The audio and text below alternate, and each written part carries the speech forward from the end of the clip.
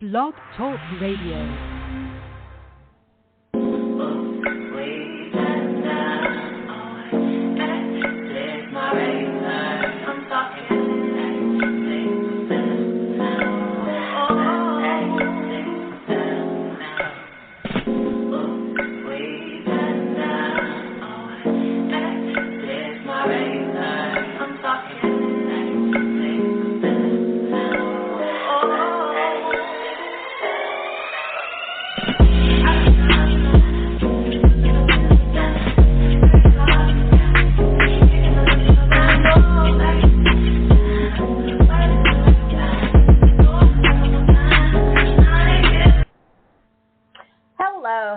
Hello.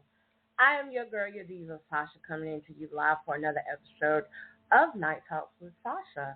So, it's Friday, the last day of the week. It's the weekend, and I hope that you are first somewhere safe, and I hope that you're somewhere comfortable, and secondly, thirdly, fourthly, whatever E we got, I hope you cool, because damn, it's been hot. OMG. Like, what is this? Like, oh my God, turn off the oven. Like, bring it down a notch, because it don't make no sense to be this hot. It's like somebody just opened up their hot-ass mouth with morning breath and just opened it up and was just like, everywhere. It's just hot. It's so hot outside. But anyway, I hope that you're somewhere cool, and I hope that you're comfortable and you're under the AC, and you got yourself a little drinky drink. Like, you know what I'm saying? It's the weekend. Get you some wine, get you a mixed drink, get you something. Put your feet up, relax a little bit, hold your phone, put your phone on a little holder, whatever you got to do. And let's just come on up into the room, baby, because, honey, yes, I am back, refreshed, can we say, relaxed, can we say, and ready to do the damn thing. So, I hope you're ready, because I am, and if you're not, then I just feel bad for you. Seriously. So, it has been vacation time for me and my girls. Yes, vacation. And it was also Diva's birthday. Yes, Diva birthday. Honey, I have no problem telling my age. I am 46. I know I don't look like it. I do not look like the shit I have been through, baby. And for my birthday, honey, I was out with some of my good girlfriends, and we got dressed up, and we went out, and honey, I was rocking it. I had people looking at me, and I know it's just that glow. It was just that glow, like, just glowing. That's all it was. So anyway, we're just going to talk about a little vacation, because honestly, I told my girls, like, I love y'all like cook food, but baby, I am on vacation for the week. Okay? I don't want to talk about podcasting. I don't want to talk about news. I don't want to talk about any of that. I don't want to talk about nothing. I don't want to talk about nothing that has to do with work. And I didn't. And I enjoyed myself. So, with further ado, I'm going to bring in one of my girls, BeYouT. I don't know where Swing is. Maybe she's resting. She was working all week. I'm like, girl, I told you to take your time off. What was you doing? But anyway, I can't, you got to get that bag. She had to get her bag. So she was getting her bag. And I can't hit on that. But now she resting. Anyway, hopefully she'll come in. I'll shoot her a message and say, like, girl, get your ass up. Come on. We on air. Hey, Beauty. Hey, Hey, Sasha, how are you? I'm good. How are you?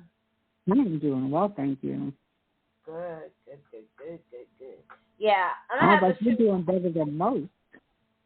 Girl, I am. You know, when you let some shit go and you work some shit out for yourself with a little help from some people, and you know, it's like weight. Like everybody always talk about losing weight, but people just don't realize sometimes emotional bullshit, baggage is weight. And when you can just like let some of that go and just breathe, it takes a whole lot of pressure off of you. And that's what I did. I let some shit go, and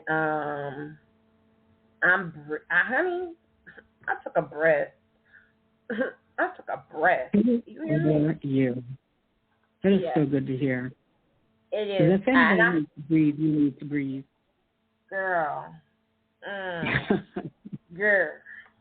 Let's talk about it.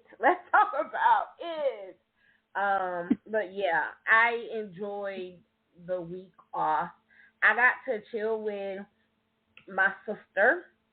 And whenever I say that this big, tall, white woman with blonde hair, blue eyes, and I call her my sister, everybody looks at me like, huh? And I'm like, bitch, mind your business. That's my sister. Mind your business. You ain't got nothing to do with it. Take it for what I said it was. Right. And move on about your business. So, but yeah, I got to spend some time with my sister and my little niece. And she ain't little. She 18 years old, and honey. Yeah, that's not little, honey. No, she's not little. She's 18 years old. She just started college. And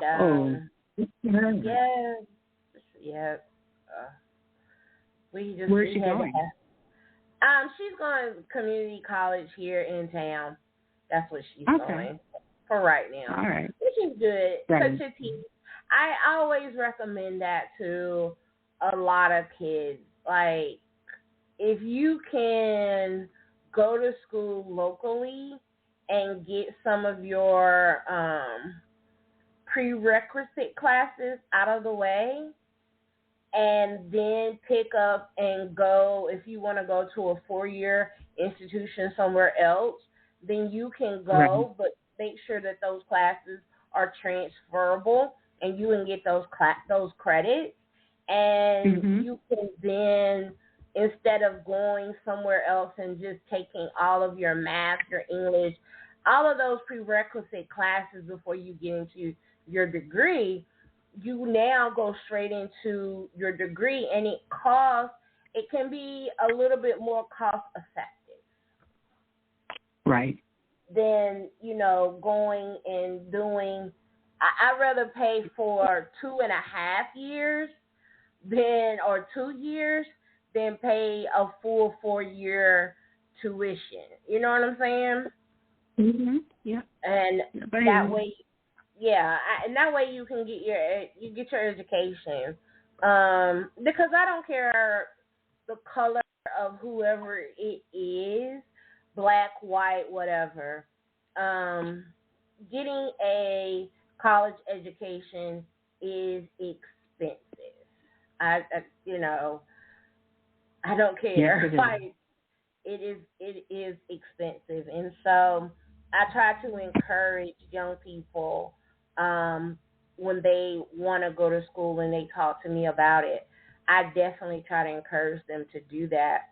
I wish someone had told me, but you learn from your mistakes, and so if I can help somebody else, then I'm all for it, because that's just my heart. I'm not a gatekeeper.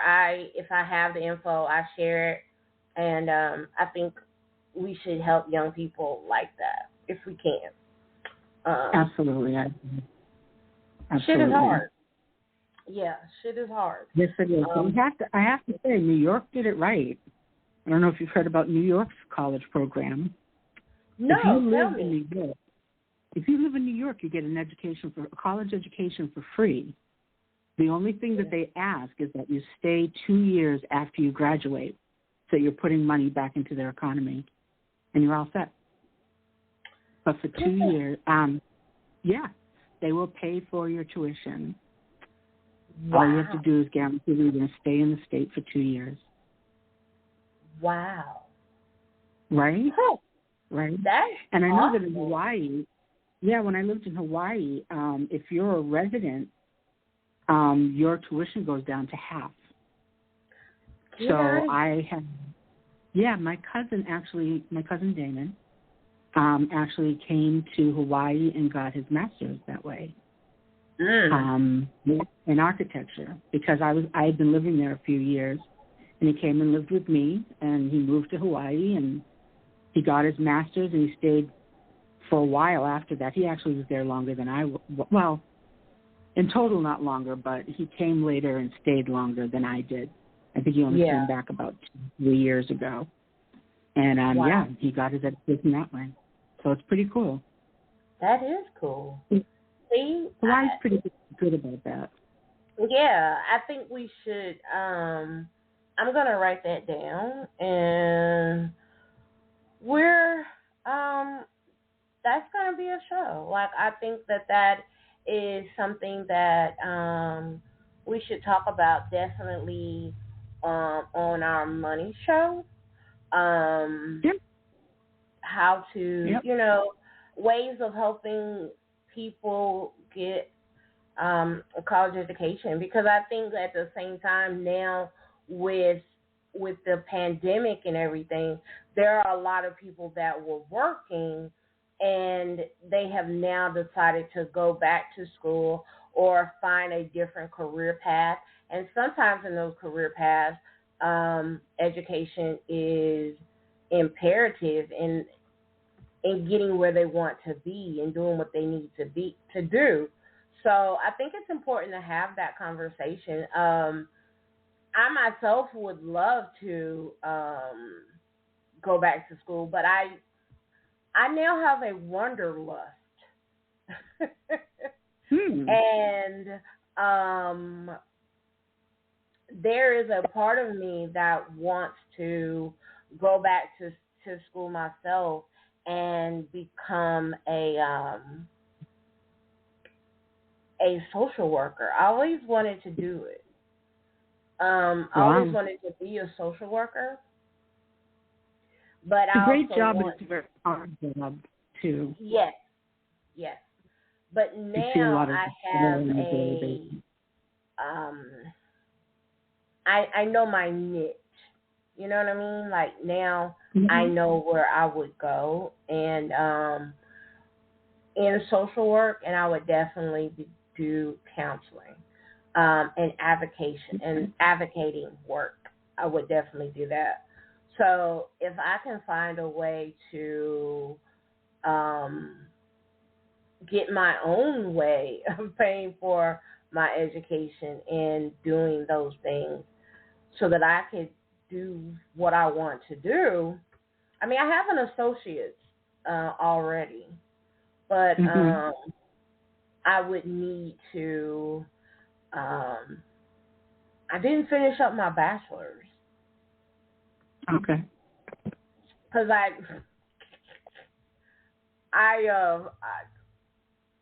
got my associate's degree, and then I moved to Atlanta and went to school for culinary. Oh, yeah. Nothing wrong with that. There's nothing wrong with it at all. But it was something that I thought that I wanted to do. But finding out, like, it's a great career path to go into culinary and to go into food. But I can also understand why a lot of people don't do it through educational wise. Like, they will go into a restaurant and do it on that, because really, to get that title, like you hear, what's the dude's name that cuss all the time? The dude that cusses all the time? Gordon Ramsay. Oh, yes. Gordon Ramsay is considered a master chef, right? But correct, you don't yes. get your master chefery, or however you want to call it, by going to school. Okay, basically, you go to school, and for all y'all that out here that don't know, I'm going to drop a little info for you. When you go to culinary school, the Art Institute, the Cordon Bleu, and that's how y'all say that, right? It ain't blue, it's bleu. Cordon Bleu. Yeah. It's French. It's French. You go, it's usually a 2-year, an associate's degree that you're getting. It's a 2-year degree because it's a 2-year program. And you are still classified as a cook. Right. You're not a chef. And you don't get that chef title until maybe 10 years into working. Right. You have to work your way up. Yeah, you have to work your way up to be called a chef. Not just because you got the education. And a lot of people are misconstrued about that and think, well, So at the time in 2000, when I went to the Art Institute of Atlanta, it was for a 2-year degree, it was over $50,000 for me to be considered a chef. I mean, a cook. Right. Where I could have worked in a restaurant from a dishwasher and possibly worked my way up to sous chef if a chef in a restaurant had given me that, if I did that apprenticeship, I could have done it that way and got the same level of education, if not more. Right. But don't you have to get the basics when you go to school? I mean, it does help. It does help some. You get the basics when you go to school, though. For those that don't know how to cook and haven't, worked with large groups of people to feed them, it'll help them. But most of the important things come from working hands on. Mhm.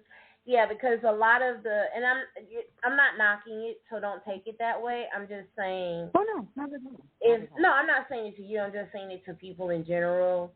Like, don't take it as me knocking education. It's good. It's great. If you have I feel like if you want to go into the culinary field and you have no background in cooking at all, then by all means do that. I think that it will be great because they are going to bust you down to the very basics. Right. All the way from knife skills to learning about mother sauces, learning about how to scramble eggs, because you're a cook. So you can go to culinary school and and work at IHOP because you are a fast order cook. Right. So you have to know how to fast cook eggs and an omelet on a flat top or a skillet and keep all of that going at the same time because you are a fast order cook. And that's just what it is. And so they're going to bust you down to that. And as you go along, you're going to eventually get to the pretty stuff. So if you're going for it just to you think you're going to do cake decorating off the rip? No. If you're going into it thinking that you're going to just do one particular thing, no. Mm-hmm.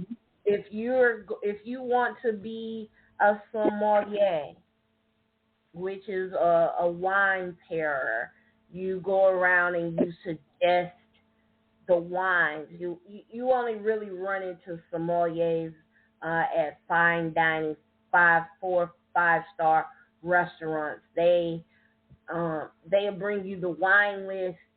They'll ask you what you're gonna have.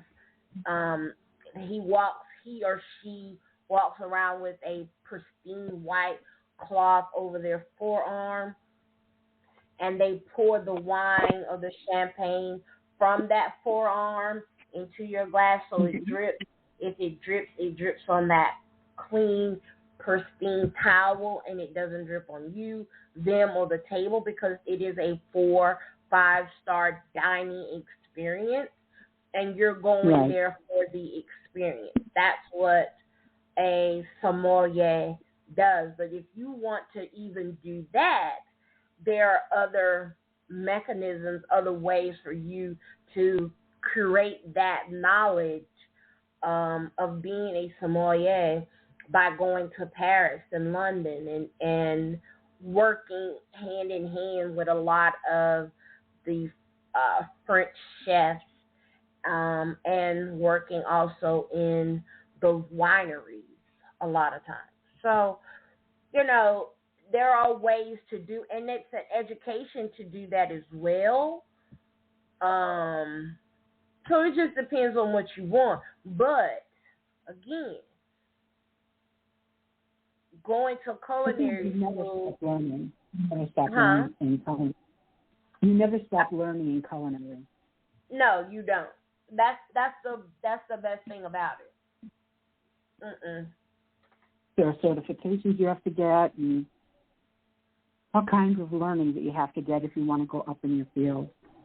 Yes, and it's a lot of education. You're constantly learning. You're constantly being recertified. You're constantly having to learn new techniques. Because food changes, and what you want to do in food. That's, you see those fifi shishi type dishes, gastronomy, and there are people going back and adding science back to food. You have, there's a lot of things, farm to table, it's a lot of things that you can do within that scope of cooking. But if you're looking for the fast cash, I'm just letting you know, it's not going to be that way. If you're looking to be a Gordon Ramsay, no. You got to work for it. And it's, I think that people go into some things, and I can only speak for me.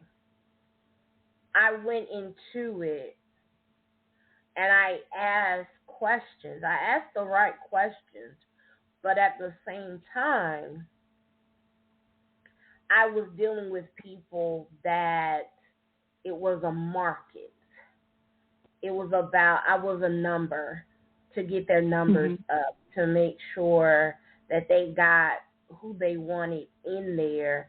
Not necessarily who they wanted in there, but the numbers to get paid commission.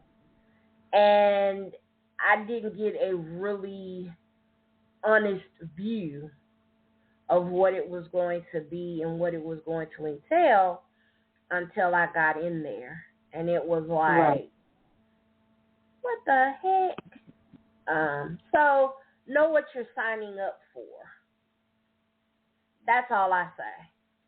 If you want to do it, you got a young person that is wanting to go into culinary and they want to be a chef, and they want to do those things, yes, let them do it. But make sure that you, as their parent, as their guardian, that you make sure that they find out all the information and not just half of the information. Right. Now, how long did you end up staying? A year. Okay. I was there a year. My grandmother got sick, and my mother was trying to work, take care of my grandmother, take care of my great grandmother, and I just I could not, in all conscience, leave my mom out there to do that, on her own. And right. I had financial aid. I had student loans. I had all of the money that I could get from my mother, from school, to go to school. But at the same time, it was just expensive, and I was taking money out of the house as well. Right. And so I just felt like, nah, this isn't working for me, and I just wasn't happy. So I finished out that year, and I came home. Actually, I flunked out. Let me tell the truth. I flunked out. And I know that's not popular to say, but I have no regrets. And that's what's important. That's what's important is how you feel about it, not really about how anybody else feels about it. No, I have no regrets. I flunked out. And that was my fault. I mean, well, it wasn't my fault. Some of it was. It was more situational, it sounds like, than anything. It was a lot of new. It was a lot of newness. It was my first time away from home. I was 22, 23 years old. I was living on my own. I was living in the city of Atlanta. I had never lived in a city. It was so much to see. It was so much to do. And it was so much else to do besides sit my ass down and study. And I did everything but.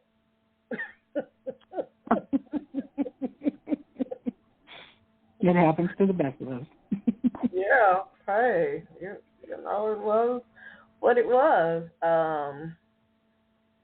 Had a boyfriend, and, it was like, we gonna go to this club, we gonna go to this club, we gonna drink this drink, we gonna smoke. Well, he wasn't smoking, but I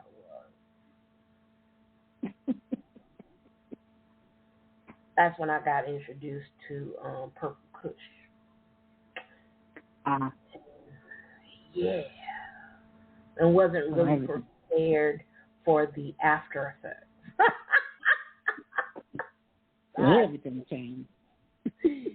Yeah, was not prepared at all. So, I don't like the people that you're hanging out with, was my boyfriend's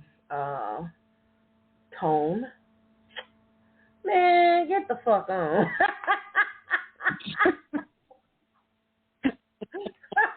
Joe hate name. Oh my goodness. Went down there, was listening to R&B and just listening to Jill Scott, because Jill Scott's first CD came out, and I fell in love with Jill Scott.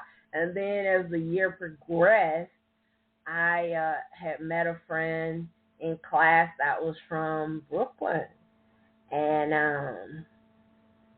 they're like, "What the fuck is this you listening to, shorty?" I'm like, "It's Jill Scott."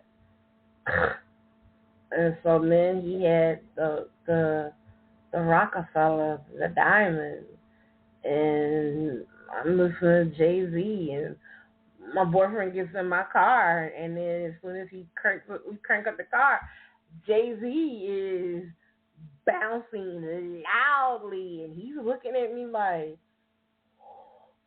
whose CD is this? What is this? And I'm like, what? Oh, no, it's my friend. And then my little roommate was like, yeah, I think TJ left that in your car, didn't he? Yeah, he did. And who the fuck is TJ? So, I have to say that I think, I have to say that there was a lot of artists back then on the Kadar label and on the Hidden Beach label that just had a feeling to them. There was just a groove, and they changed everything. They changed everything about music, about the music video, about how you dressed, how you the things you were interested in. Yeah. They did. So you had Jill Scott, you had Erykah Badu, you had that neo soul. Yeah. Yeah, it was neo soul, exactly. Yeah, that's what it was. It was that neo soul. Yeah, Ari. Yeah. Ari, Maxwell. Oh my goodness. It was a lot. It was a lot of. If anybody listening has not experienced Maxwell's very first CD, oh yeah, I say you run to your laptop right now or on your phone. Like, don't change the channel, but you should go purchase. Yeah, after the show. CD. After the show, go and listen. After the show. Yeah, I'm telling you, it'll change your life. It will change your life. And the other thing to know about that CD is that CD was written about one woman that he spent one weekend with. Yes. And she got an entire CD. She got her. But I ain't hating on her at all. I'm not hating on her at all. No, you can. Like. Okay, I'm lying. I'm hating on her. I'm not. But I'll get her there. It's only been 20 years. You can't hate a whole lot. You can a little bit. But you can't hate on nobody at all because I can strongly dislike. Listen, sis. You getting songs written about you, so let's not. I'm putting a little bit of your business out there. I am. So, yeah. That's a little different. Just a little bit, but still. Ain't not too many people getting songs. I don't care what it is. Ain't too many folks getting songs written about. You know what I'm saying? Okay. So we're moving on. Okay. All right. Okay. I feel you blushing through the phone. Blowing up my spot. Oh, yeah. I totally forgot. My bad. Ooh. I forgive you. Okay. I'm sorry. She says tentatively while she's on the radio. Okay. But yeah, that music changed the entire generation. It's all love. It's all love. We all now have fans. How about that? Yes. That's fine. Yeah, we all I don't hide anything anyways. All my information is out there. If you don't know it now, you'll know it eventually. I have nothing to hide. No, not really. I mean, hell, it is what it is. I do. I have things to hide. No, you do? Yes. I didn't think. I have things to hide. What you hiding? What you hiding? I mean, cause like you brought it up. So, I mean, I don't really have a whole lot to hide, but I know I was talking to my friend the other day, and she was like, my bestie. And my bestie was like, what? Wait now, hold the hell on. What are you doing? I'm like, what do you mean, sis? What you talking about? Are you on Clearly Facebook dating? Are you? What? Are you? That's what she asked me. She's like, are you on Facebook dating? And I'm like, Hold on. No. Hold up. You're on Facebook dating? That's what she. No, I'm not. My friend asked me that. Okay. I was just going to say, why do you know that? No, I'm not on Facebook dating. No, it's not a big deal. My soon-to-be ex-husband is on there, so. Lord, I don't want to run something in my head and not on the radio, so I apologize. That's okay. No, I don't. I don't apologize. Why should you? It is what it is. Yeah, definitely is what it is. Hey, maybe it'll get me something. I just think all of a sudden I got really popular. There ain't nothing wrong with that. I mean, they were coming out of everywhere though. Like, oh my God. Girl. But the ones that I may have wanted to actually possibly get to know, they just kind of like ghosted me, and I was offended. That's not right. I was offended. That's not right. I mean, it's okay. But you know what though? It's like this. If you think that I am too much of a woman, of a goddess, for you to handle, then I can understand why someone may be like, let me quietly move out of the way. I appreciate that. That's okay, but at least say that that's what you're doing. Yeah, sure. I have a problem with people that don't lay out what their plans are so that you can be involved in the decision-making also. Yes. If you want to other people, that's fine. Just let me know so I can do the same. Exactly. And I think that's in everything. Dating and everything. I'm a real stickler for honesty.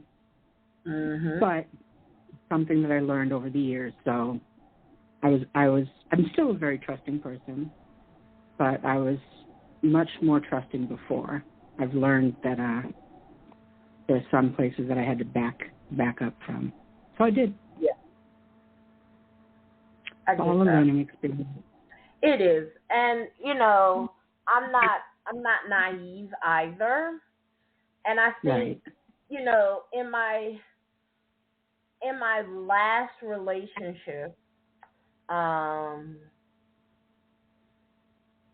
I was giving something very powerful from a man, and it was like he gave me confirmation about a lot of things, and he was like, I'm not crazy, am I? Is this what? And he's like, no, you're not. Like, and the thing about you is that you have a tendency you're not a typical woman, and you don't think like a typical woman. And that can be a little intimidating for men because they're not expecting that. Because you kind of do sometimes think like a dude. And I'm like, really? Like, yeah, you the conversations that you have, the things that you say, hearing you as a woman say them, they're things that I would expect to hear from a man. I was like, oh. He's like, so, yeah, no, you're not crazy. It's just who you are. And so, in this last conversation I had with someone, and I told this someone, like, you didn't have to do, like, if you are exercising your other options, because I'm very forward. Like, I'm very forward in what I want. And I even said, if that turns you off because I'm forward, then say so. Because I just think that what people don't understand is, what people, men, women, children, whomever, don't understand is, when you have cancer, cancer changes your perspective on a whole lot of bullshit.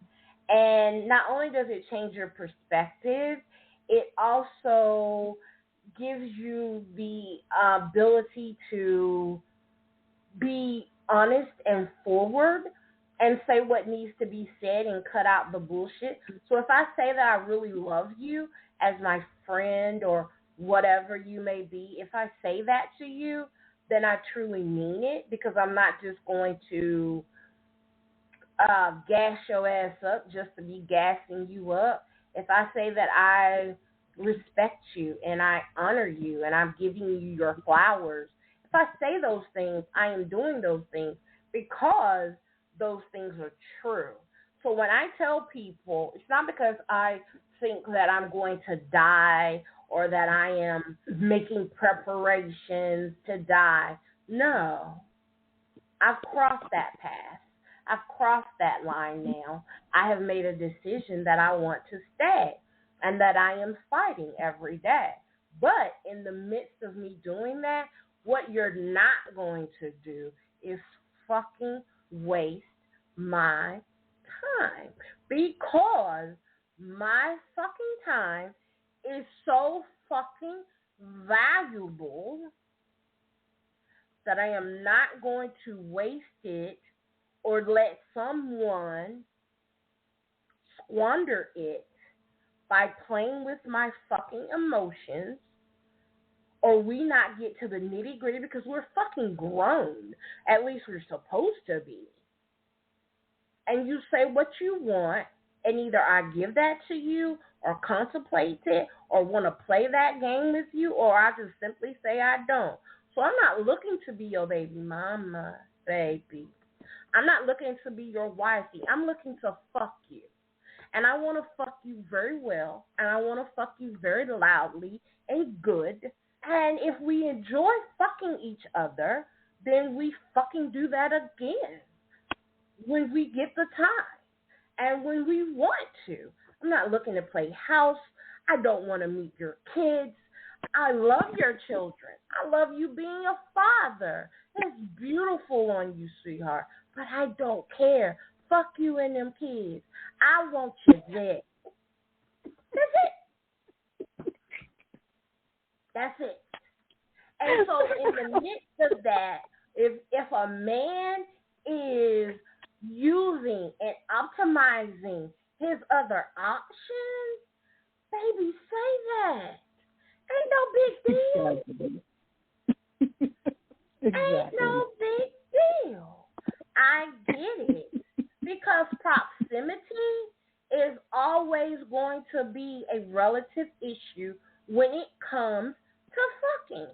Because if a man or woman can get their sexual needs and gratifications close by and they don't have to do a whole lot to get it, why the fuck would you not go for that? Why would I be trying to put a whole lot of time, if I don't want to, into a situation if this person is 4, 5, 6, 7, 8 hours away, or I gotta catch a plane to get to the pussy, when I can go over here and get Becky, and Becky down the street with the good head, like Becky got that got 3,000. You know what I'm saying? Oh my goodness. And Becky down the street. So if we're optimizing and using our options because of close proximity, then open your mouth. And also because you're a grown-ass adult, and you can say it. Exactly. You're a grown-ass adult. All you expect is to stand in your I am motherfucking grown. Maturity makes a big difference. It does. And it's not about age. It's not at all about age. Because you can be dating someone in their 60s and they still act like they're 7 years old and are incapable of being honest and truthful and forthright. But then you date someone who's 23, let's say. you may find that they're much more mature than anybody else you've ever dealt with. Mm-hmm. It just really depends on the person and their upbringing, I think. Absolutely. And what they're willing to learn and what they're willing to change about themselves. Because I'm not trying to help you. I'm not trying to help you fix yourself. No, I don't have. No, that's not my job. If you get mama drama or baby mama drama or any of that, that's okay. That's yours. You can hold on to that as long as you'd like to. Mm-hmm. But over here, it's serenity, and that's the way I'm going to keep it. It's peaceful in my, absolutely. And that is hard for some men to hear a woman say. They don't know how to deal with that. They don't know, some men don't know how to, well, what the fuck am I going to do with that? Because that's not what I was. And I'm going to tell you another thing that happens with that and why it's a what the fuck moment for them. Because I'm sad. And how dare my sad ass, how dare my fat disabled ass. Really? Yes, girl, yes. What? Girl. What? Okay, listen, mama, listen. Okay, that's hella broken. That is hella broken. Let me educate you, okay? Please do. I want to hear this lame ass excuse that they have. I have too much confidence. If you have a plus size woman that you can't run game on, that is going to expect you, if I'm good enough for you to sleep with, I'm damn enough good enough for you to take me out in the daylight. You're not going to, you know what I'm saying? Like, I'm not going to accept those things. I have too much confidence. And a lot of men are not secure and don't know how to handle that. Because I'm not, you expect a woman of my size to be low self-esteem because that's what society tells you. Like I am, I should be glad and happy for the crumbs. No. No. Oh, No. I am the prize. Amen. All this goodness. Well, yeah. I'm the, and so being that I think that of myself, it is a shock, first of all, and second of all, who the fuck she thinks she is? Whoa, where that come from? That I was wow, ooh. Now there are some men that enjoy it and see it as, oh, okay, so I gotta bring my A game. Like, yes, that's right. Like I had some guy, he was in my inbox the other day. Mm-hmm. And he said, yo, Ma, what's up? I want to get to know you, so slide me your number. And I didn't respond. I didn't say anything. So what did you do? I just let it roll? I saw the message. I read the message. And I left the message there. What the fuck am I going to do with that? That he obviously wasn't talking to me. Because you don't talk to me like that. What the fuck? You don't talk to me Get like to know that. your audience first. Yeah, so the next day, he came back with another message and said, hello, good morning, how are you? I would like to see if we could get to know each other and exchange numbers. And I said to him, Pavlov's dog, good, see? That's how you speak to a goddess. That's how you speak to a lady. I'm 46 years old, sweetheart. That yo-yo ma shit don't work with me. You want to talk to me? You talk to me like you got some sense. That's it. Okay. Now I'll answer your question. What you doing? What you got? What you looking for? Because the bullshit you doing, I already know. Like another one came talking about what part of town are you on? Like, bro, come on. What the fuck? Come on. Like, we don't know what this is. You might as well just ask me my age, sex, and location. I'm like, I'm on the west side. He's like, I'm on the east side. I'm on the east side of Atlanta. What side of town you want? I'm on the west side of town. What you doing? What you got going on? What you trying to do? You trying to have a meet and greet, or you trying to have a meet and fuck? What you doing? Well, I mean, which one you want? You see what I'm saying? Like, I'm not stupid. Because if you're coming to talk to a woman and you're really coming to talk to me to know me, you're not going to start off your conversation with shit like that. And like I told the other guy, I don't know how you may talk to other women, but you don't talk to me like that. You cannot talk to every woman that way. Because every woman is not the same.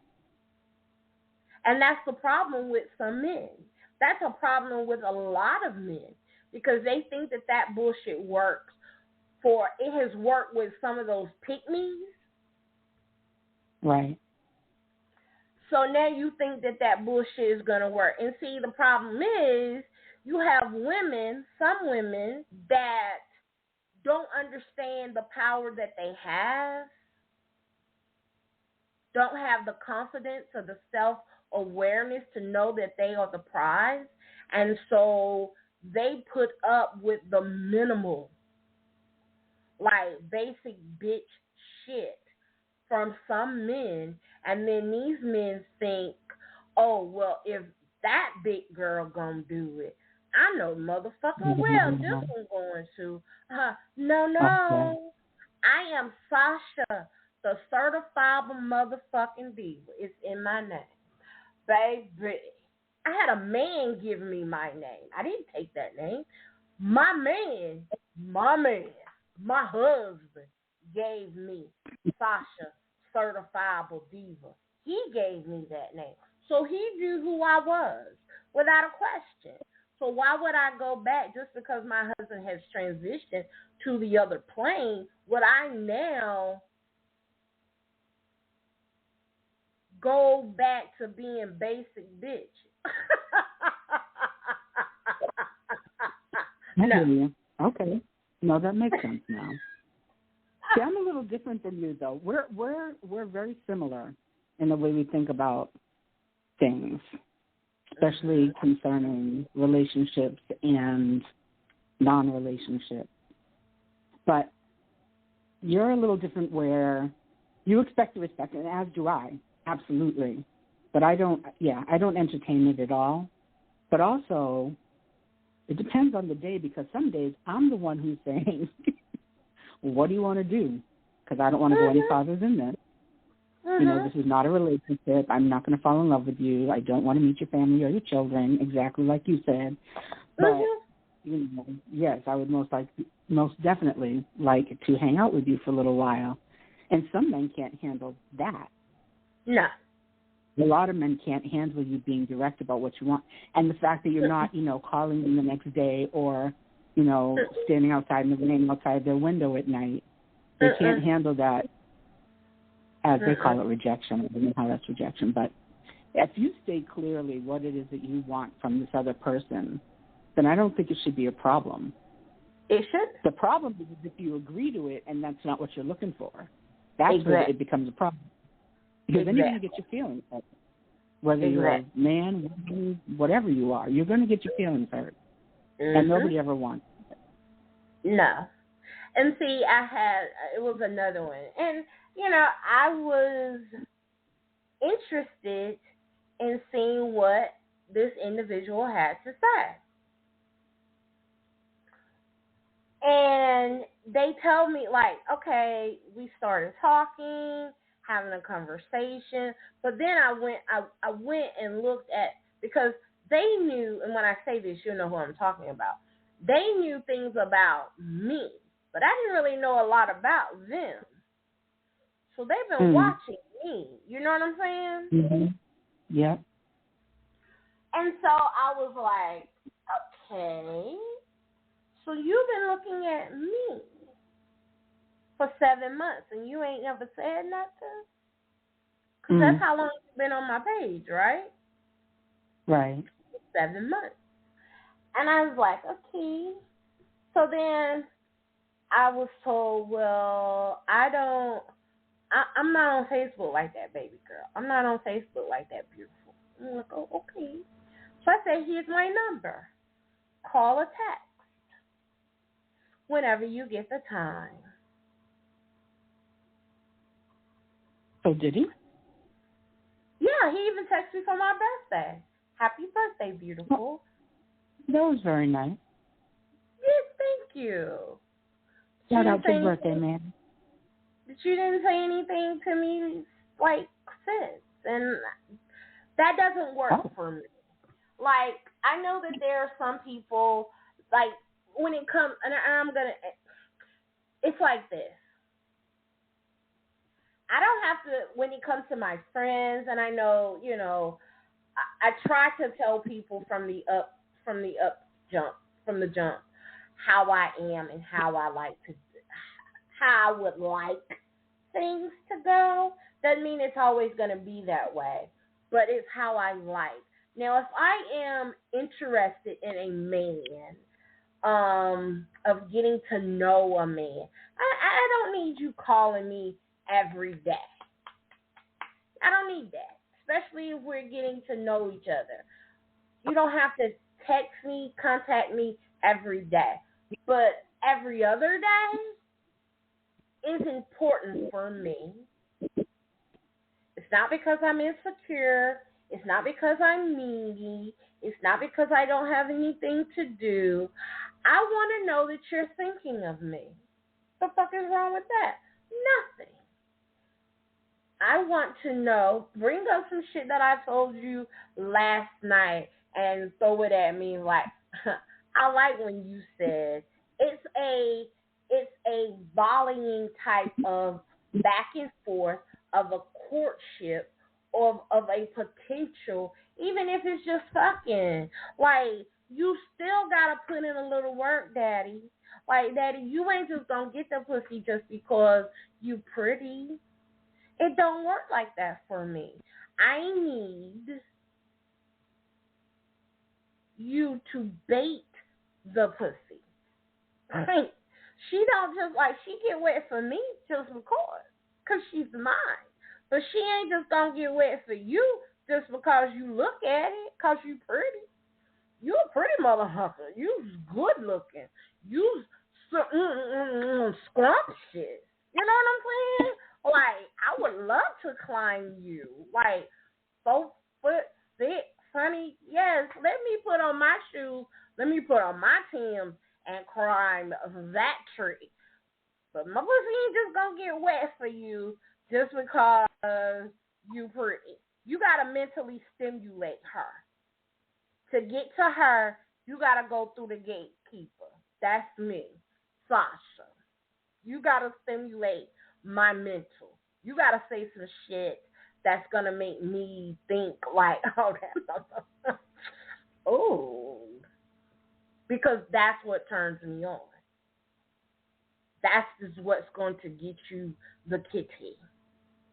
Just studied that at the beginning, or do you just expect them to know this? I try to say that. It depends on how the person is, because if some people you can say that to, some people you cannot, because they don't know how to accept that. Instead of thinking, oh, okay, so I gotta say some shit. Now it's one, but that's just who he is. Like, we have this banter. We've not done anything, but we just have this easiness, this flow, and it's just some shit talking, and it's just shit talking all the time. Just and he could get it. Like, oh, he could get it. He could kiss it. And it would drip like Come water. on back. Come on back. It would drip like water. Come on back, girl. But, and you can't, like, if you're not talking to me, I'm not going to beg a man to talk to me. I'm not chasing. I don't do that. Like, if you want me to chase you, you should have called me back in my 20s, because I did some dumb shit. I was chasing niggas in my 20s because I thought I had to, because I thought that was only going to, I don't do that. I've grown up. I don't do that. So if you act uninterested in me and I've given you opportunities, I'm not going to sit here and I'm not going to lay it all out on the table for you if you're not acting as if you are interested as a man to get to know me. Like, talk to me. I'm not scary. I am a bullshit talker. I love joking. I love laughing. I will say some off-the-wall bullshit to a man just to make you laugh. I say it to people. You can tell people, Beauty, don't I say some off-the-wall bullshit to you to make you laugh? Absolutely. It's just my nature. Absolutely. And I'm the same way. I'm very smirky, and I can be I can be difficult, but I can also be very funny. But I think that there's a thin line between expecting someone to understand that about you without telling them and their fragile egos. Because you will encounter people that can't handle the fact that you're telling them this and that you're not, like I said, bowing at their feet or whatever it is that they're looking for from you, you're not giving them, so they kind of back off. But that's why I'm the type of person that I call it dumping your purse. I tell them everything up front. Now, I don't tell them everything because I'm not one of those women that are going to sit there and talk your ear off, telling you all my baggage, but I will tell you the basics so that you know why I'm here and what I'm looking for, because I don't want it to get twisted later on down the line. I've had that happen where I've told somebody, this is not a relationship. We're not getting married. I'm not going to fall in love with you. You are not falling in love with me. We don't have to see each other every day. You don't even have to call me if you don't want to. Just send a text. If you're cool with that, then we can do this. But otherwise, I'm not looking for anything right now. And it was fine for almost a year. And then he caught feelings. And it changed everything. It changed everything. And the thing is, like I said, if that's not your goal, if you're not looking to end up in a relationship with this person or even in a situationship with this person, I think that laying it out in the beginning makes a lot more sense. Now, that's not to say that things and feelings may not change, because they do. After you've been hanging out with someone long enough, your feelings are going to change. But if you're pretty steadfast on what it is that you don't want, then, putting it out there in the beginning, I think, it makes a lot more sense. Because then you're giving the person the option of either walking away or dealing with it.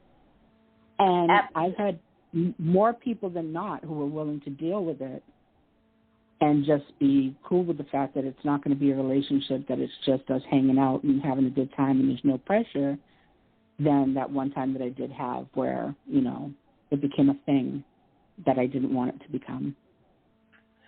And that's why I say avoid all that by saying up front what it is you're there for. Yeah, and I respect that, and I think that is a really good idea. That's a really good thing to do. I get that. It's for me. And I'm not expecting that of anybody else, but that's the way I look at it for me. Yeah, absolutely. And I think that I could do that as well, but my problem is if we don't get to that stage, we never got to that because he never talked to me. Yeah, so that's a problem. So how am I going to tell?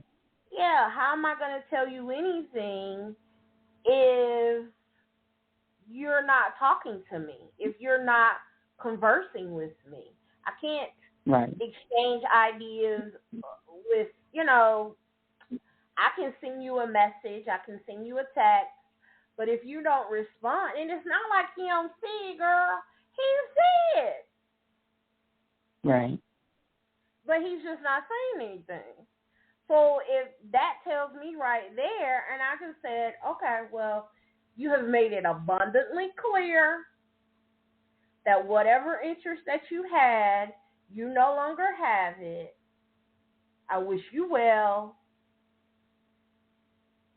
I'm going on about my business. And you backed out of the room slowly. No, I'm just going to wobble my fat ass on up out the room. I'm not moving slow. Oh, go on with your wobble. Yeah, don't fall down.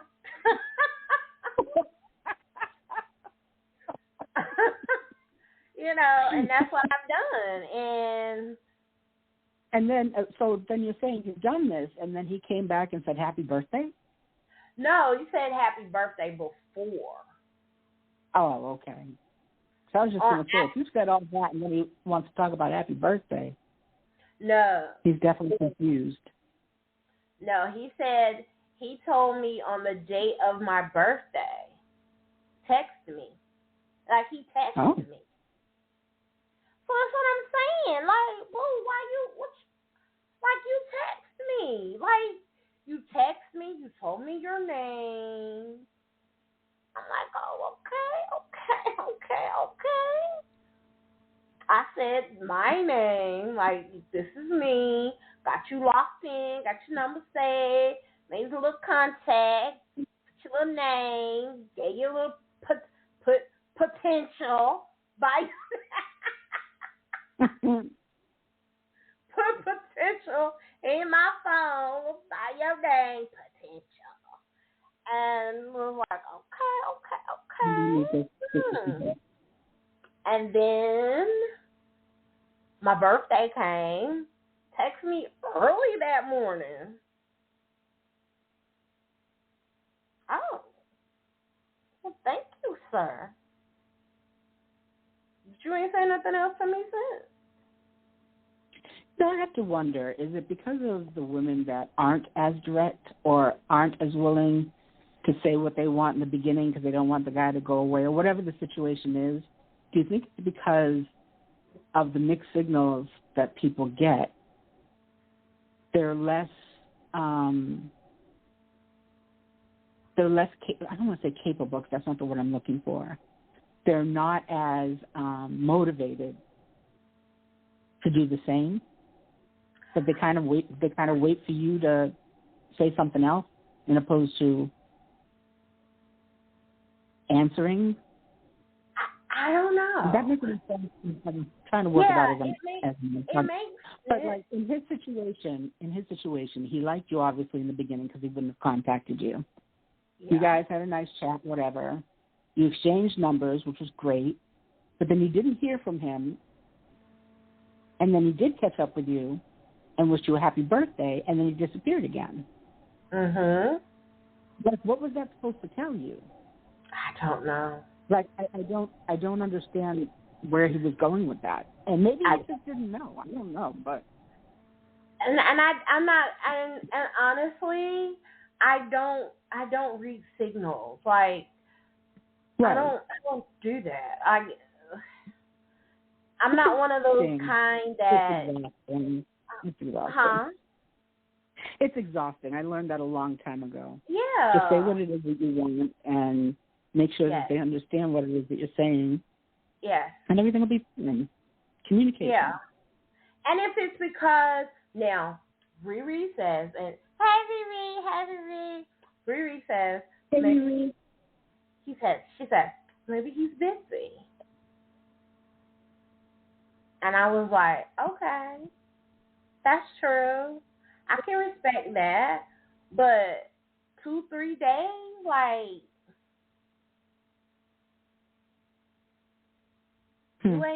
you ain't said nothing. Like, nothing. I leave you a message and like I see on there that you read it.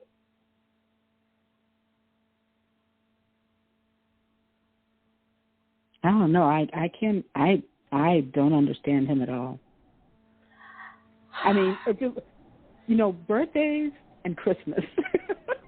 Right? You don't bring up those, and Valentine's Day. You don't bring up those holidays and then just ghost people. Like, you don't. No. You just don't. There's an etiquette that is understood that, in those major holidays, those are the times when you don't ghost people. Yeah. Or just show up and then ghost them. It doesn't make any sense. And then to top it off, like, the pictures that I put up, for my birthday dinner with my girls and stuff. Which were very nice, by the way. Thank you. They were very nice pictures. He clicked, like I did a story, like I put it on my story. He clicked loved on it several times. Okay, so that says he's still interested, but then what the hell is the rest of what's going on? Thank you. He's very confusing. He's very confusing. Like, what you doing? What you doing? Are you shy? Well, I mean, he can't be too shy if he contacted you, right? Because if you're that shy, you would wait for me to, to notice you and the different things you're doing on my page. Well, like sending cards, saying he's loving things. Basically, that's what he did. Like, for 7 months, you've been on my page. Because, like, for you to know shit about me, the things that this person knew, you've been watching me. Maybe he's and just he a never stalker. said Maybe. I don't know. I'm trying to figure it out. I'm pulling stuff from the air. But that just seems, I just don't understand. But he never and said anyone anything. who's listening, if you understand this better than I, please call, because I'm really confused on this one. I am really confused on this one. I don't understand, like, what message is he trying to send? I don't know. But he never said anything to me, and ever. And you weren't wasn't talking until... marriage in the first conversation, right? Huh? You weren't talking marriage in the first conversation. No. I mean, that'll make people run, but... No, that's not who you are, so I don't know.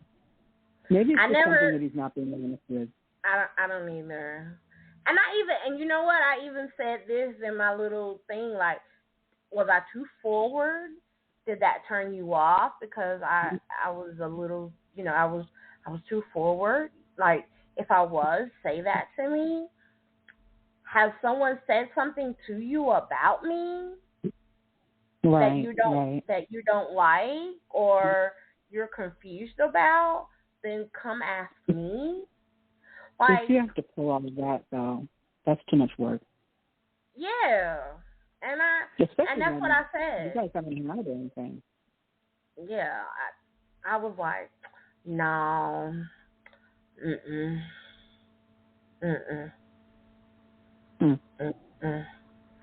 So interesting. I was like, okay, well, his birthday is coming. He's listening. If he follows you as much as he does, maybe he's listening right now and he could call in and explain it. I don't know. Well, I did tell him. That would be very helpful to not only myself, but many of our listeners, I'm sure. Because that's just mixed signals. It is. Completely. And like, I even put up my, when I changed my cover photo, mm-hmm. He clicked on it too. He clicked love on it. So he's still following you. Yes. Okay, this is a little creepy. Mr. Man, if you are out there, I'm not going to put your name on blast. Actually, I don't know your name, but she does. So we're not going to put you on blast. But if you're out there, please call. I'm sincerely trying to understand this because it doesn't make a whole lot of sense to me. So guess we'll see what happens. And then me with my ass. I went back and I looked at some of his stuff, right? And I saw some pictures of his kids, and I was like, oh, they're so sweet. And I was like, happy birthday. I want to tell you happy, because his birthday is coming up soon. That's so sweet. I did. I was like, happy birthday. Wish you many, many more. Congrats on your son, your oldest son. He looks like you. And has a little girl. And I was like, oh, she's a beautiful little chocolate drop. Like, really feed into her and let her know that her skin color is beautiful. Like, never let her forget how beautiful her skin color is. Mm. And then I was like, and for your little boy, the baby boy, there's such a quiet wholesomeness about him. He looks such like a gentle soul. Like, really nourish that, because the world needs more gentle black men. Mm-hmm. And then I told him that fatherhood looks really good on you. It does. I mean, I wasn't being insincere. I meant it. No, I think that's very nice of you to say. I'm the same way. If I see somebody walking down the street, I'll say something to them. If I think that they're wearing something nice, or that they look beautiful that day, or whatever it is. Yeah, I didn't have anything bad to say about him, or I said anything bad to him. Like, mm-hmm. Like, if you weren't interested, I can tell that you aren't.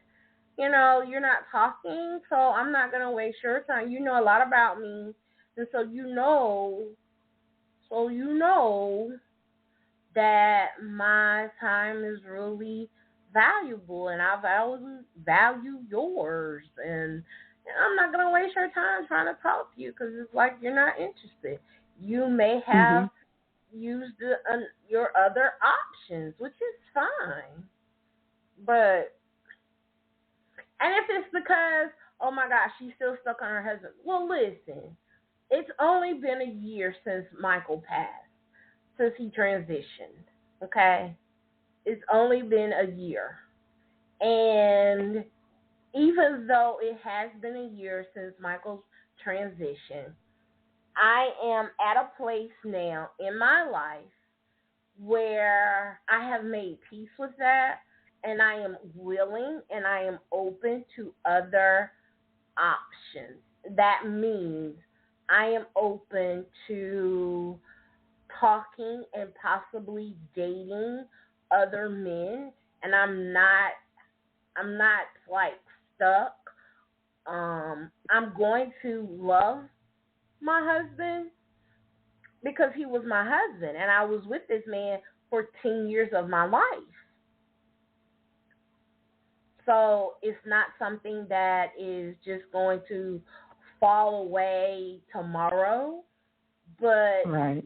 I am not grieving like I was, where I am all consumed. I'm not. I know that, and I understand that life goes on, and I am trying my damnedest to do that. And if I wasn't, I wouldn't have even entertained the conversation. Mm-hmm.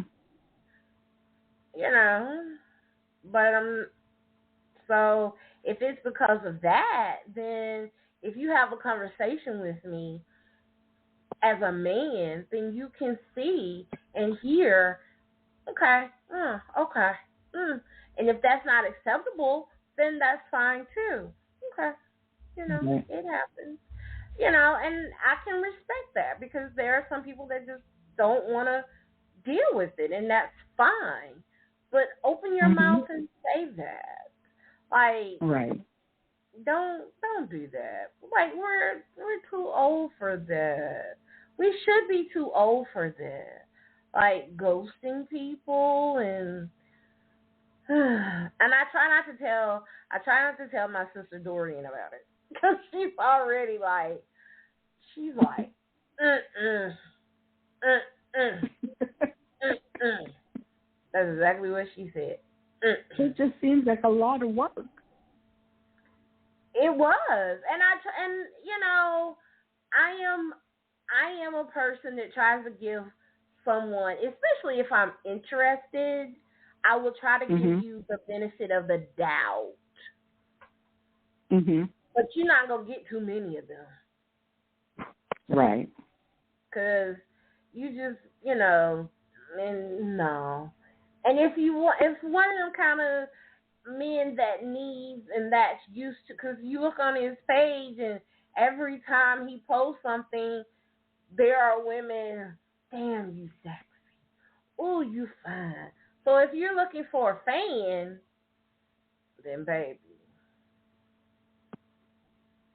I can't help you. Because I'm not fawning all over a man like that. Like, you fine. But I am the prize.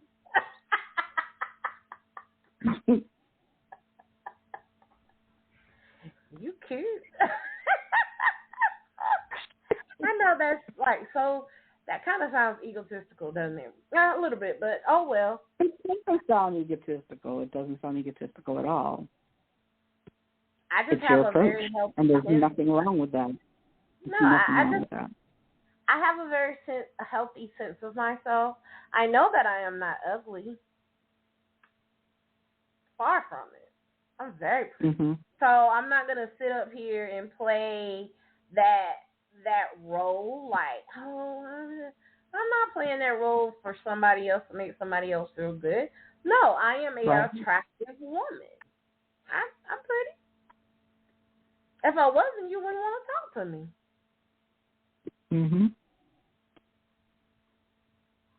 I cleans up very well. I tell you what, dating today is much different than it was back in the day. It's so hard. It's so hard. It's just,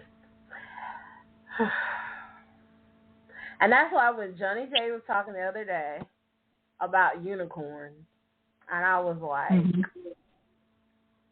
yeah,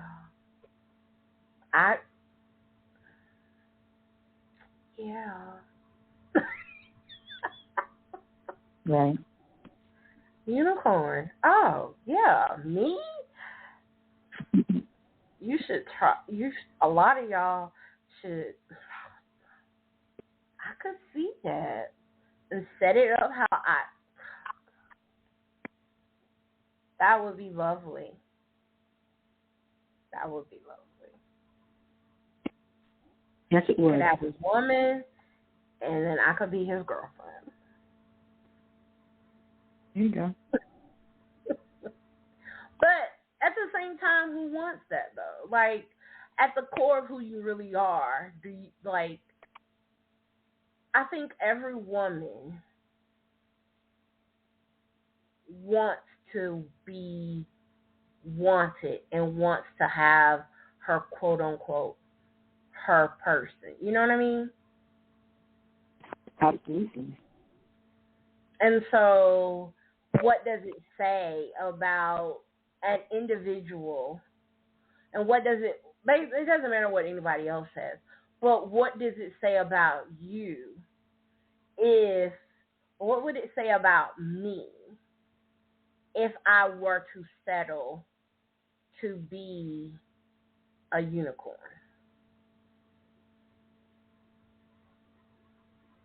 And that's the question that you have to ask yourself. That's the situation that you have to ask and be like, okay,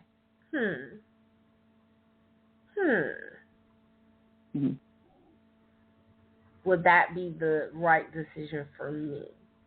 Is that something that I could live with being on a schedule. Mhm. Unless you all live together. But then you could still be on a schedule. Mhm. You know, so that's the thing that you have to, those are the questions that you have to ask yourself if you get into a situation like that. Being in, you know, going, and if y'all don't know what a unicorn is,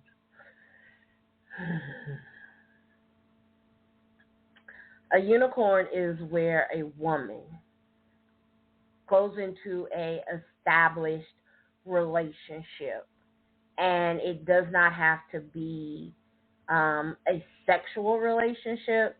It could be companionship. It could be companionship for the man. It could be companionship for the woman. It could be companionship for both of them. It can be a sexual relationship. It doesn't have to be. The three of you set the parameters for the relationship and how and what will happen. And so that's what a unicorn is. It's That's really a very different term than what I've heard. What have you heard? I've heard in the lesbian community that a unicorn is a woman who has never slept with a man. Really? Because they're very rare and hard to find. I've heard that unicorns are someone that go, you know, that. Yeah. Yeah. But I guess it just depends on where you are. What group you're with. Yeah. Because I've seen that too. When I first was introduced to the word, I saw that too, and I was like, that ain't me. Mhm. Mhm. That definitely ain't me. Mhm. So, you know, just, I don't know. But yeah. Right. Maybe we got it wrong. Maybe I got it wrong. Maybe the person that was telling me got it wrong. Maybe it's all just wrong. Wrong, I tell you. No, I don't think it's wrong. You do what you need to do for you. But yeah. But that's what that's what I heard from someone that told me. So I don't know. But anywho, anyway. That's the same thing. I got told that by someone also. Well, somebody, I don't know. Somebody got to be right. It Somebody got to could be be wrong. Like you said, it could be both depending on which community you're in. And I'll take it. I'll take one for the team. I'll say that my definition is not correct. I'll take it. It really is not that serious, but no, it's okay. It's really not. We've already established that neither one of us is unicorns, at least by that terminology. So it's really not that important right now. Yeah, but it is what it is. But I don't think I talked about anything that we were going to talk about. Did we say what we were going to talk about? We were going to talk about vacation, which we did. Well, you told your story about vacation. I didn't get to tell mine yet. Oh, well, go ahead. Tell your story. There's really not a whole lot to tell. I basically, my insomnia has been pretty bad, so I've been up all night pretty much for the last week and a half. I think I got sleep one night. Yeah. Like yesterday was an example. I didn't go to bed until 7:30 in the morning. Oh, boy. But I had 2 doctor's appointments that I was supposed to go to, and I missed them both. No, I'm sorry. One was a doctor's appointment. The other was my mechanic. So shout out to my mechanic. I'm really sorry that I missed my appointment. I already fixed the doctor's one, but I haven't spoken to my mechanic yet. It's just terrible, but we've just been running ever since. And today it happened again because I didn't go to bed until 10:30 this morning, which I didn't intend to go to bed because I had an appointment at 12 o'clock that I missed. Oh, no. So it's been the insomnia has been a little frustrating this week, but if that's the worst that I can complain about, I'll take that. Yeah. I did get to talk to family, my cousin who's coming to town this weekend. I'm very excited about that. Oh, okay. Communication got lost somewhere in the middle, and I think it's partially my fault. Well, it's mostly my fault because I didn't read the entire message, and so we're only going to be able to see each other for a short period of time. But that's more than enough. She is my person. It'll be great to see her. And also my bestie came back from his trip, so I've hung out with him already a couple of times this week. Okay. And that's always good. Always good for it helps me to get centered. It was good too. And that's pretty much about it. I stayed away from anything that had to do with this show, which was very difficult because I found that I really enjoy this show, which it's a show that other people are too because our numbers are going up. But it's become all encompassing. So it's like I'll be doing research on something I just read, and it'll end up with me passing along that story to the two of you, to MrzSwing and you, to what you think about it. So it was hard to not do that this week, but it was good because I did need to step away from everything for a little while. Yes. And although I'm sorry that I missed my appointments, it was actually what I needed. I needed to rest. Because when I go on 3 days, by the time I get to the third day of not sleeping well, then I just fall asleep wherever I am, which is never a good thing. So I usually don't drive or go anywhere too far or anything. And that's what's happened. So, I can understand that. I've had some bouts of insomnia as well. I can go to sleep, but I'm not able to stay asleep. And so I don't know what that's about, but you're absolutely right. I purposely stayed away from any and everything. Now I did have an interview that I was supposed to do because they were supposed to come on the show tonight. And I was going to do the interview, and last week I hung out with my sis, and I went to this dinner. It's called the Resilience Dinner, and basically it is led by a evangelist in a counseling type role for people that have cancer. And so I did that with her Tuesday because she's always, as my nurse navigator, she was always very insistent. Not insistent, that's not the word, but she was very encouraging of me to get out into the community and do more of the meetings and support groups that are out in the community. So anything that she finds that she thinks that would be beneficial for me and supporting me, she will definitely bring it to my attention. And so she was going to be there Tuesday, and we hadn't saw each other since Mother's Day, and I wanted to see her, and I was going to go to the interview then, but I told the guests that we were going to have I would see them Sunday. Well, after my birthday dinner, at my birthday dinner, I, for the first time in 2 years, I had an alcoholic beverage. Wow. And it wasn't even a complete alcoholic beverage. It only had The drink only had 0.5 grams of alcohol. It was like a clean drink, and I was hungover. Really? Yes, All right, now. Yeah, and it was. So Sunday came, and I feel a story coming. no, it wasn't story time. It was sleepy time.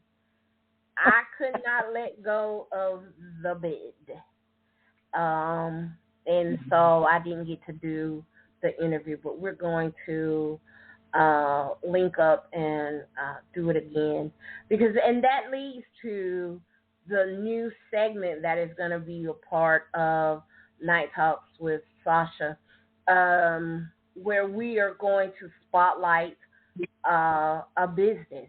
And it can be because the three of us are in three different parts of the world. It is definitely an opportunity for businesses to be spotlighted in those parts of our community where we are. Boston, Columbus, and Georgia. Columbus, Georgia, and West Georgia, outside of Atlanta. So it is an opportunity for a business to be spotlighted, and you're gonna come on and talk about your business, give us some history, what you do, where you're located, how people can get in touch with you, all of that kind of thing. And we're going to give you about 30 minutes on the show. And so it will be a spotlight. So if you are interested and you want to be spotlighted and you want a spotlight on your business, definitely email me at nighttalkswithsasha69 at gmail.com. That's nighttalkswithsasha69 at gmail.com. And that way I can get in contact with you and ask you some questions about your business, get some info, and set up a date and a time for you to come on and do your spotlight. Also, in that email message when you email me, put in the subject business spotlight so that your message will go to the top. I have filtered it so that those messages will go to the top. Otherwise, you're going to get lost, friends. Because as of lately, there has been quite a few emails coming in to Night Talks with Sasha. Yeah, and they'll get lost. You don't want that. Nope, I would hate that for you. So definitely put in that subject business spotlight so that it will get filtered to the top and I can get back to you ASAP. So I did want to talk about that as well. I was going to talk about, I did something over my birthday. I went and got my septum pierced. So if you follow me on Facebook and you see my pictures, and you see something that looks a little different, I have a nose piercing. My septum. Yeah, it's pierced now. So that was, it hurts too still. Yeah, you got to keep saline on it. Yep. While it heals. Yep, it hurts. But I am enjoying it, and I've gotten so many compliments. I went to the doctor yesterday, and the young lady that's the nurse that takes me back, the medical assistant that takes me back, that gets my vitals and everything, she just kept looking at me because I changed it at my birthday. I shouldn't have done it, but I did. I took out, it's sort of like the dumbbell type thing where you can change the ends of it. Well, I took it out because I had a newer one that I wanted to put up there, and that shit hurt. And I thought, oh God, let me put the other one back in because think it for a minute.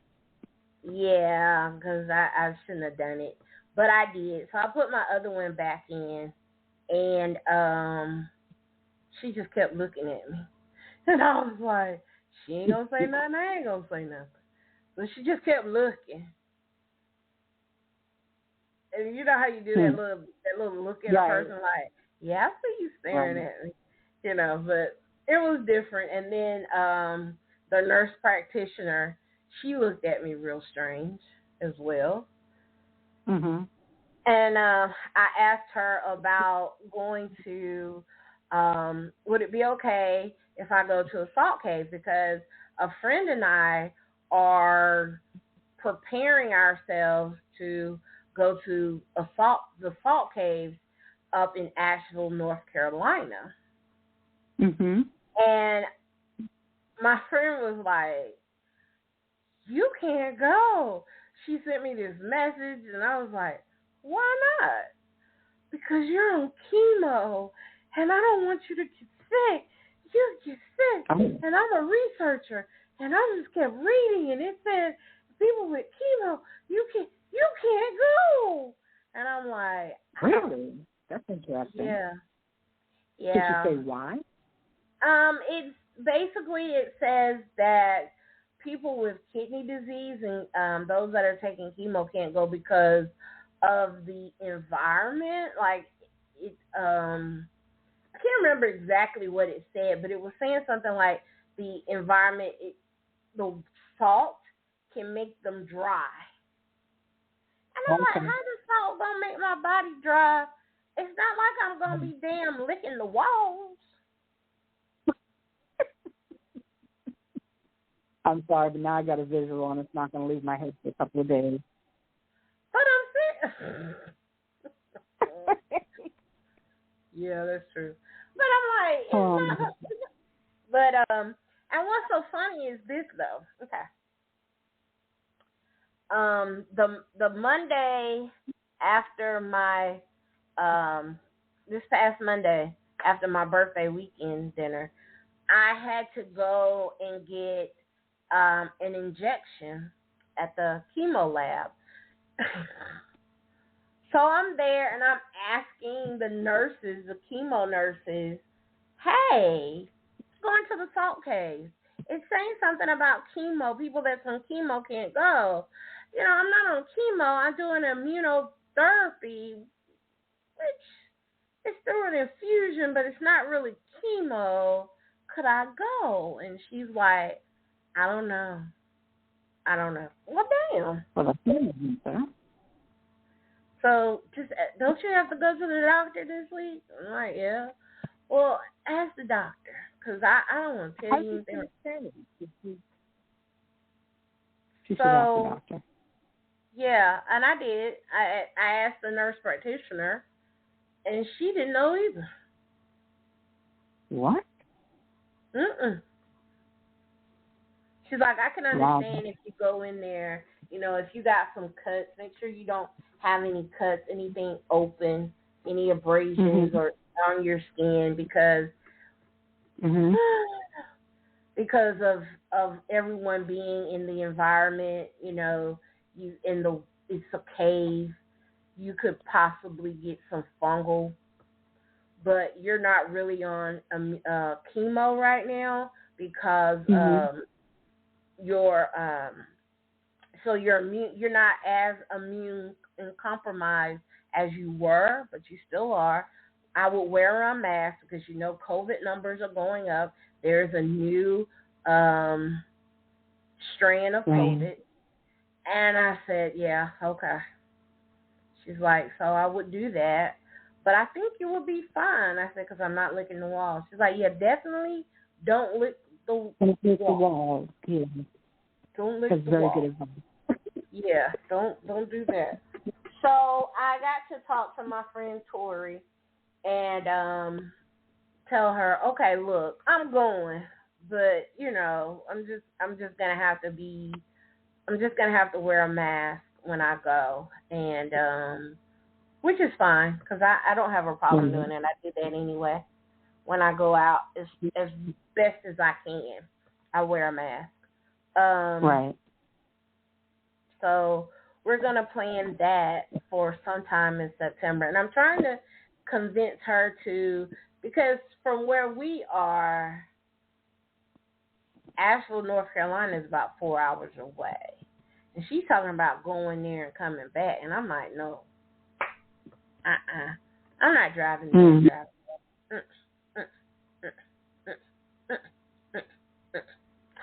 So I'm hoping that we can do a weekend. And another friend of mine that she and I have been trying to see each other since last year sometime. And we have not got the opportunity to because something will come up, or I'm not feeling well, or I just need to rest.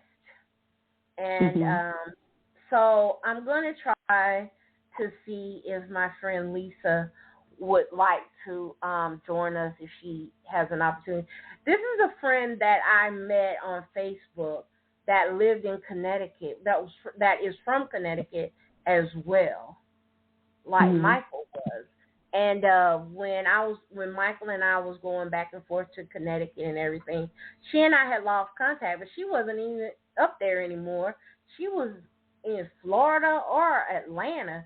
I don't know where she was. Lisa done moved around a lot. But now she's in Lithonia. So she's a school teacher in Lithonia. So I'm going to see if she can, if she wants to go. And I'm thinking we do Airbnb and stay, like make a weekend of it. Yeah. Yeah. Like stay the weekend, see Asheville, North Carolina. Because Asheville, North Carolina is beautiful. I think it's beautiful. Yeah, it's very beautiful. And I think it would also be a really good opportunity for us to go to the, what is the name of the house that's up there in Asheville, North Carolina? It's yes, it is. It is Biltmore. It begins with a B. Biltmore. It belongs. Yeah, that's it exactly. Biltmore. And it is beautiful. Have you been? No, I've always wanted to go. Well, now, I've been to Asheville, North Carolina, but I've never been to Biltmore. Definitely take the time and go. Yeah. This castle is absolutely amazing. The history, if you get a really good historian, the history of that castle is amazing. It is. One of my favorite pieces of history, and I won't be blowing anything for you, but one of the pieces of history is the people who lived there. I think they were the Vanderbilts, right? Was it the Vanderbilts? Yes. He liked to swim in the ocean, and the castle is right next to the ocean. Yes. Do you know that he had ocean water sent to his bathtub? So it was in his plumbing, directly from the ocean, so he could take ocean baths. Get out of here. So he had like a hot water, cold water, and then ocean water. Get out of here. Candles in his tub. Isn't that amazing? I was like, talk about spoiled, man. If I could do that, I'd do it too. Because salt water, I mean, as you know, it's good. It has so many health benefits. But he had it running right into his house. He was also one of the first people to get electricity from Edison. Yes, I remember that as well. The first place was actually the Iolani Palace in Hawaii. Really? Wow. Yes. And they also got one of the first elevators. I was just about to say that, and you took it out of my mouth. I'm sorry. I'll put it back. That's okay. Yes, they were. I remember that because I remember doing a report on the Biltmore when I was in high school. I've been wanting to go there for that long. I also wanted to say that our president at the time, back in the day, FDR Roosevelt, Yeah. to come to the Warm Springs, Georgia, which is Mm-hmm. down the road from Rome, Mm-hmm. and go swimming in the saltwater bath for his what did he have? Polio, right? Polio. Polio? Yes. Mhm. Yeah. Yep. He used to come here, and they also used There's a to whole go. movie that they talk about that. I can't remember the name of the movie though. There's a movie about that. Yes, they did, and I can't remember it either. Was it called Warm Springs? Is that what? Yes. Was it called Warm Springs? It was Okay. called something. I haven't watched it yet, but I saw the previews and I found it intriguing.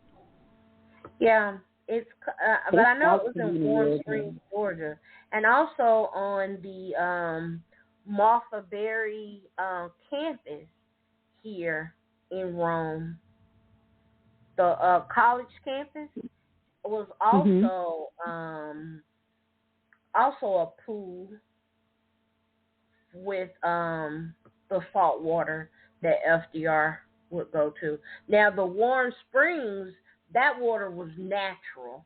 It was a natural warm springs, you know. But right. on the college campus of Martha Berry here in Rome, there was a pool that they went to because it used to be FDR, and it used to also be Ford, the Ford car company. Yeah. Mm-hmm. The man that made Ford, that it's named off of, he used to come here with his wife, and also Woodrow Wilson, because President Woodrow Wilson's wife was from Rome, and when she died, she is actually buried on the top of the graveyard that's here. I can't remember the name of it, but she's up on the very top. That's where the I'll tell you all about it in a minute.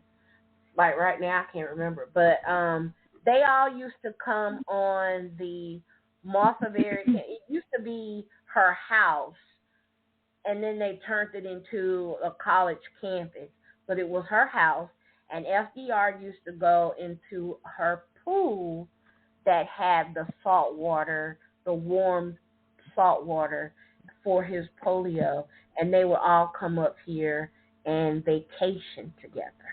Mhm. Mhm.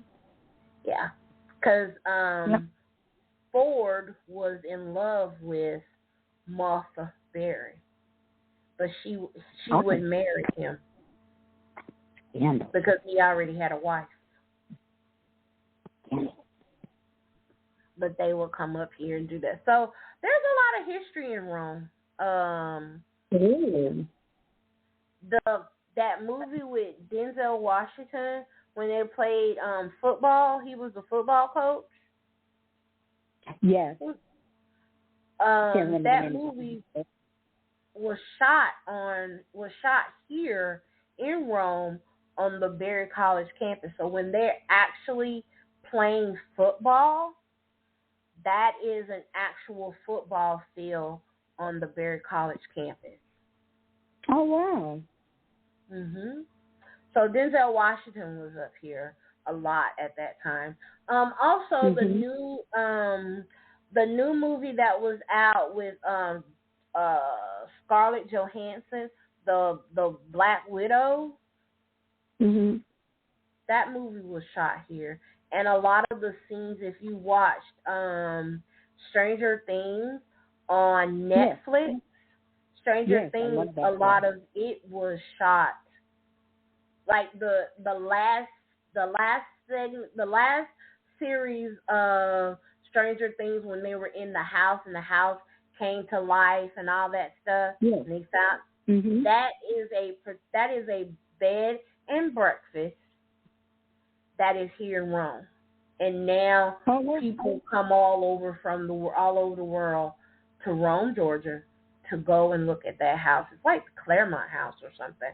And they painted this god-awful color. It's horrible. It used to be very pretty, but now they've painted it. It's actually owned by a family now, and a family lives in it, where at first it was just a bed and breakfast and somebody owned it, but now a family owns it and they actually live in it. And but yeah, you'll see people standing there on the sidewalk taking pictures because they're like, oh. And when I look at the Stranger Things and I looked at the movie The Black Widow, I could tell that they were on what street they were on. In a particular scene in The Black Widow, when he was driving down the road, and they had like all of this stuff was behind them. They were on a road called Turner McCall Boulevard. It's a main thoroughfare through town, and yeah, I could tell where they were. No. Yeah. So yeah, it's a pretty good town. And The Walking Dead was shot. Some of it was shot a couple of places here in Rome, and then but the earlier episodes were shot in South Georgia, not far from Atlanta. I love history. Yep. So that's, I said groovy. Yeah, it is. I think it's a really interesting little town. It's a lot of things. And that two actors from the show, from The Walking Dead, actually came into Rome, and they were at a Starbucks on their way to Tennessee. Nice. Yeah, so that was that. Something else that we're going to do, if you are a book lover, did you get the book I sent you? I have not yet. I sent it to your email. Oh, never mind. Oh, okay. Oh, okay. I will look.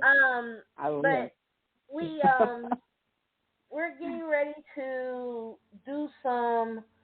do a book review. So if you're interested and you want to be a part of the book review that we're going to do, the name of the book is Life Goes On. It is by author Jazzy Uncontrollable Goddess. And it's a book of poetry, and it's based on the life and times of Tupac Shakur. So we're going to read that book, and we're going to have Uncontrollable Goddess on the show, and we're going to, do a review. We're going to ask her questions and talk about the book. I did a book review with her one time before, so she had never did it before, and she did really well. So I think it'll be interesting, and I think it will be really fun for us to do that.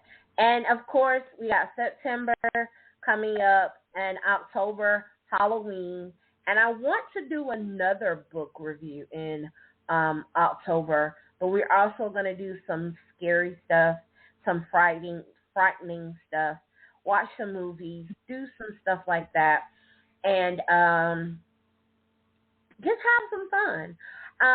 Also, in Thanksgiving and Christmas, if you have a particular outreach or something for the community that you need help or you need participation in, and you would like for the Ladies of Nite Talks with Sasha to be a part, please contact us again at that email, nighttalkswithsasha69 gmail.com. Give me an idea. Let me know what your organization is, because we are looking to do some community outreach for Thanksgiving and for Christmas. There is one organization that that I'm going to work with for Christmas, that they donate clothing and things like of that nature for women. It's an organization that Riri is part of, and so I want to work with the lady, and I'm hoping that we can get her on the show and talk to her, because that's what I do, and that's what I love to do. I love to help people. And so with the holidays fast approaching, we want to be able to do something. So it does not just have to be in Georgia. Again, we have people all over. So if it's something in Boston, definitely hit us up, and we talk to Beauty, and maybe Beauty can be that ambassador, and the same for Columbus, Georgia. Swing can also be the ambassador. I can be that ambassador for Atlanta and the Rome area. So definitely let us know, and so that we can see what we can do and how we can be of service. Huh? Yes. I said absolutely. Yes. Absolutely. Yes, so that we can be of service to an organization, and extend our hand, because that's what we do, and giving back is what keeps us afloat, and it keeps us one with the universe. So, yeah. There you go. Well, So I'm going to say good evening. It was a great time talking. I miss Miss Swing. Yeah, I hope that everything's okay with her. I hope it is too. I'm hoping that she's just resting, because I think she said something that she's been working a little bit more. I meant to call her. I'm going to text her when I get off the air. But yeah, you go ahead, do your thing. I'm finna end anyway, so we're good. We're definitely good. And I just thought I'd put it out there. If anybody wants to send me any messages, they can also reach me at beautiful2012@gmail.com. And that's spelled capital B-E, capital Y-O-U, capital T-F-U-L-L, 2012@gmail.com. And then I also have an Instagram page, which is Beauty2023. And that's also B-E-Y-O-U-T 2023. So feel free to drop me a message or anything about the show that you wanted to know. I can always pass information along to Miss Sasha also, so she's not getting a whole bunch of messages that she has to go through by herself. So thank you. I appreciate I look forward to hearing from everybody. No problem at all. Have a great evening. Have a fantastic weekend. Thank you so much for listening, everybody. I love you, sis, and we'll talk soon. All right. Have a blessed night. All right. Bye-bye. Bye-bye. Okay, so I just wanted to hit you all up with that tidbit of info. I don't think that there's anything else that I want to share, but like I said, there are some things that are coming up in the next few months with the show and what we are doing. So if you want to be a part, always, look out. You can look for the information on Facebook at our Night Talks with Sasha podcast page. That is on Facebook. You can also hit me up on Instagram as well at Night Talks with Sasha. DM me. If you can't see what's going on Facebook, you can always look and see what's happening and what's going on Instagram. If you are on Facebook and you would like to be in constant know of what's going on, I would suggest that you like and follow the podcast page on Facebook. You can also like and follow our Instagram page. We are steadily trying to grow our numbers on our Facebook page with our podcast page. So if you are out there, please take a moment to like and follow Nite Talks with Sasha on Facebook. I'm trying to meet a goal, and with that goal, there will be bigger and better things. There will be an opportunity for our content to be monetized. So I need 500 followers. So I'm up to 402. So if you would be so kind, if you want to help, just click and follow. Also, you can follow us on Blog Talk. Again, with Blog Talk, you have to make an account. They need an email.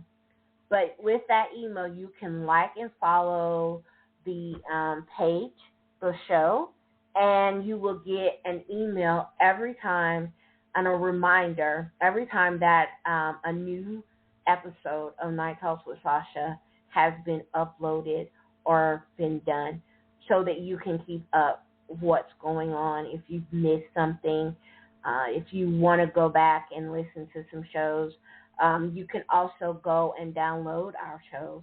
Also, look out for us on Apple Podcasts, because we're definitely, I'm waiting for confirmation that we are going to be loaded on Apple. So definitely look for us, and look for us on some other platforms that you listen to your podcast, Spotify, and a few others. So I'm working diligently behind the scenes to get things done and to move us in an upward direction.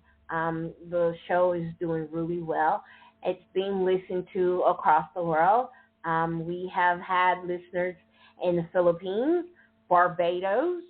We have listeners in Zambia, Africa. Zambia, Africa has been with us since the beginning. Thank you, Zambia. Thank you to my brothers and sisters in the motherland for listening and following the show. I really appreciate that. We are also now have listeners in Germany and also Australia. So thank you, mates. Good day, mates, down in Australia. Thank you for listening. Thank you for listening in Germany and Barbados. And thank you, Philippines, as well, for listening to Nite Talks with Sasha. I appreciate all the support. And to my fellow Romans, my Atlanteans, everywhere that you are listening to the sound of our voices and my voice, I thank you for following our show, for giving us an opportunity to entertain you and give you that hot tea that comes through every week. So thank you again. I appreciate you immensely. You don't know how much. It's definitely a long time coming. So it's a lifeline for me, and I really appreciate all the support that you all have given. And just stay looking out. We're going to try to finish 2023 big and bring in 2024 with you all. And with that, we're going to be doing some bigger and better things. And, just working diligently to entertain you. I know it may not always be something that you may want to hear, but I'm hoping that it is something that you want to hear. If you have any suggestions, any topics, anything that you would like for us to talk about, please send me a message. You can send me a message anywhere, Facebook, Instagram. You can email me. So let me know what you're thinking. Let me know what you want to hear. Let me know what you like, what you don't like. Talk to us. I'm very easy to talk to. I may not sound like it, but I'm very friendly. I'm very easy to talk to. And you can tell me what you think. Yes, I am sensitive about my He's my baby. Sasha, Nite Talks with Sasha, the podcast, is my baby. But I am open to positive criticism. So thank you for listening. I hope you all have a wonderful, wonderful weekend. Stay cool, stay hydrated, and stay safe. It's crazy out here. When the heat rises, so do people's tempers, and their patience get shorter. I don't want you to get crossed up in the melee or get hurt because of whatever. So just be safe. Wear your mask, people. COVID is not gone. We have lost too many good people, too many family members, too many loved ones, too many husbands, too many wives, too many children, brothers, and sisters. So wear your mask. I know it's a hassle. It's hot. I get it. I get it. I really do. But it's not safe yet, and I don't want to read about you. I don't want that. I don't want to hear about any more of our people dying from COVID. So if you have to do just like myself, get your booster. Go get your booster. Stay safe. Wash your hands. Don't touch your face or your mouth. And just be safe. God bless. And have a wonderful, wonderful weekend. And we will be talking to you again next week. Wednesday, we're going to do a Sasha's Wednesday Money Show. So I hope you join us then. Until then, good evening, good night, God bless.